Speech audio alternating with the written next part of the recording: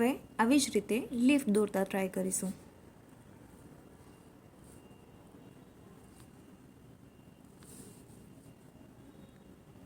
અને જોઈન્ટ કરીને પણ લીફનો આકાર આપી શકીશું.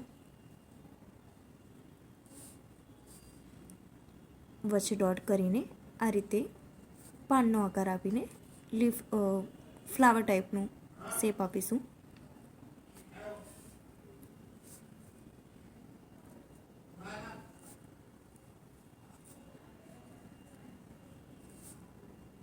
આવી રીતે 5 અથવા 3 પાંદડીનો શેપ આપીને ફ્લાવર ડ્રો કરીશું.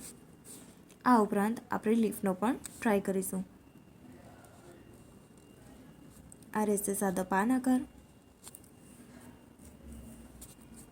એની અંદર લાઈન આપીને ફિલ કરીશું.